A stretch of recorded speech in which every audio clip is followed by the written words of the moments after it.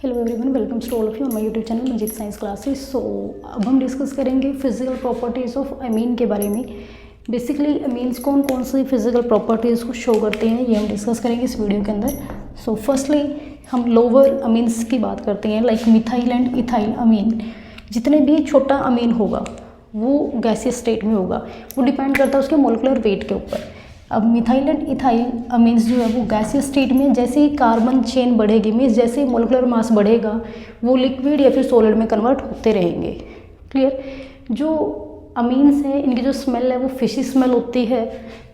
अगर हम बात करते हैं इनके कलर की, तो जो हमारे पास एनिलीन है या फिर अदर अराइल अमाइन है या फिर एलिफेटिक अमाइंस हैं, ये सभी क्या होते हैं, कलरलेस होते हैं, सभी कलरलेस होते हैं। बट ड्यू टू ऑक्सीडेशन ये कलर इम्पार्ट करते हैं। However they get colour when we store them in open due to atmospheric oxidation. Oxidation की वजह से ये कलर इम्पार्ट करते हैं। क्लियर।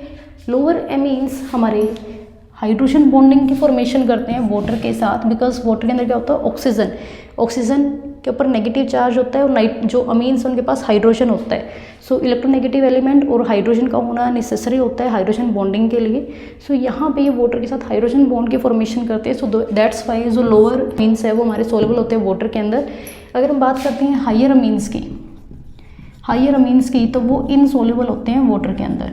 क्यों होते हैं? क्योंकि हायर अमीन्स के अंदर आर ग्रुप इंट्रोड्यूस हो जाते हैं और आर ग्रुप हमारे क्या होते हैं, हाइड्रोफोबिक पार्ट होता है आर ग्रुप के अंदर। और हाइड्रोफोबिक पार्ट मीन्स जो नॉन पोलर पार्ट है वो हमारा इंटरेक्ट नहीं करता हाइड्रोजन बॉन्डिंग के साथ। क्लियर। मतलब जो आर है, जो नाइट्रोजन है, इसके जो हाइड्रोजन है वो रिमूव हो जाते हैं जैसे जैसे जो अमीन्स है हमारा वो 1 degree to 2 degree, 2 degree to 3 degree तक प्रोसीड करता है।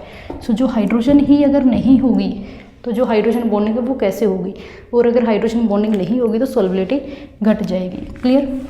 सॉल्युबिलिटी वो किसके ऊपर डिपेंड करती है? जो सॉल्युबिलिटी है वो इन्वर्सली प्रोपोर्शनल होती है मोलिकुलर वेट के। जितना ही अमीन्स का मोलिकुलर वेट इंक्रीज होगा उतनी ही सॉल्युबिलिटी घट जाएगी। अब हाइड्रोजन हमने अभी लिया था, जो नाइट्रोजन है इसके साथ हाइड्रोजन ग्रुप थे। अब हाइड्रोजन है स्टार्टिंग में, तीनों ही हाइड्रोजन है, हाइड्रोजन का इसका भी वेट 1, इसका भी 1, इसका भी 1। नाइट्रोजन हमारे पास क्या होता है, एटॉमिक नंबर 7, मोलिकुलर वेट हो गया 14, 15, 16, 17, यहाँ पे टोटल 17 मोलिकुलर वेट है। अगर हम एक आर ग्रुप को चेंज कर दें, मीन्स एक CH3 ग्रुप को चेंज करते हैं, तो यहाँ पे एक की कंपैरिजन में 12 कितना है, कार्बन का वेट हो गया, और 3 हाइड्रोजन, 12 और 3 15, एक को हमने 15 के साथ रिप्लेस कर दिया तो मोलिकुलर वेट बढ़ गया। अब उसी के साथ हाइड्रोजन कम हो गया, मीन्स हाइड्रोजन बॉन्डिंग कम हो गई, हाइड्रोजन बॉन्डिंग कम होगी तो सॉल्युबिलिटी कम हो जाएगी। क्लियर। एंड डायरेक्टली प्रोपोर्शनल होता है ब्रांचिंग के। जितनी ज़्यादा ब्रांचिंग होगी उतना ही सरफेस एरिया कम हो जाएगा और उतनी ही सॉल्युबिलिटी बढ़ जाएगी। अगर हम बात करें अल्कोहल की और अमीन्स की, तो किसकी सॉल्युबिलिटी ज़्यादा होगी? बेसिकली जो अल्कोहल है ये स्ट्रॉन्गर हाइड्रोजन बॉन्ड की फॉर्मेशन करते हैं in comparison to amine. So that's why इनकी जो सॉल्युबिलिटी है वो ज़्यादा होगी अमीन के कंपैरिजन में। जितना स्ट्रॉन्ग बॉन्ड होगा, जितनी ज़्यादा सॉल्युबिलिटी होगी, उतना ही हायर बॉइलिंग पॉइंट होगा। जितना स्ट्रॉन्ग बॉन्ड बनेगा, हाइड्रोजन बॉन्ड बनेगा, उतना ही टाइम लगेगा, उतना ही ज़्यादा टेम्परेचर देना पड़ेगा उसको तोड़ने के लिए। सो यहाँ से ये भी ध्यान रखना। नेक्स्ट हम डिस्कस करते हैं boiling point. Boiling point means कितना हमें टेम्परेचर देना पड़ेगा किसी भी मॉलिक्यूल को ब्रेक करने के लिए। अब वहाँ पे मॉलिकुलर वेट अगर कम था तो सॉल्युबिलिटी क्या थी, ज़्यादा थी।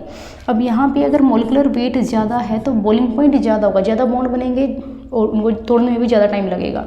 ब्रांचिंग का ये इन्वर्सली प्रोपोर्शनल होता है, जितनी ज़्यादा ब्रांचिंग होगी उतना ही बॉइलिंग पॉइंट कम होगा। बॉइलिंग पॉइंट ऑफ अमीन ज़्यादा होता है एल्केन से, क्योंकि अमीन के अंदर हाइड्रोजन बॉन्ड बनते हैं, एल्केन के अंदर हाइड्रोजन बॉन्ड नहीं बनते। हाइड्रोजन बॉन्ड स्ट्रॉन्ग बॉन्ड होते हैं, इनको तोड़ने के लिए ज़्यादा टेम्परेचर देना पड़ेगा। So that's why boiling point amine का ज़्यादा हो जाएगा एल्केन की कंपैरिजन में।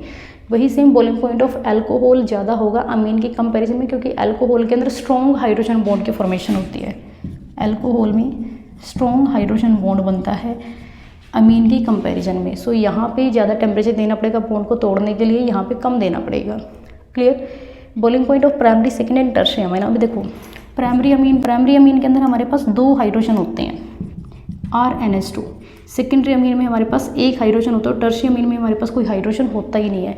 सो यहाँ पे तो सॉल्युबिलिटी वैसे भी लोअर होती है हमारी, जितनी लोअर सॉल्युबिलिटी उतना ही लोअर हमारा हो गया बॉइलिंग पॉइंट। सॉल्युबिलिटी भी कम है इसकी और बॉइलिंग पॉइंट भी सबसे कम है इसका। क्लियर। सो हाइड्रोजन बॉन्ड के ऊपर डिपेंड करेगा हमारा जो बॉइलिंग पॉइंट है वो कितना है, या फिर जो हमारी सॉल्युबिलिटी है वो कितनी है। ये थी हमारी फिजिकल प्रॉपर्टी अमीन की। आई होप आपको समझ आई होगी। सो नेक्स्ट वीडियो के अंदर हम डिस्कस करेंगे केमिकल प्रॉपर्टीज़ ऑफ अमीन को।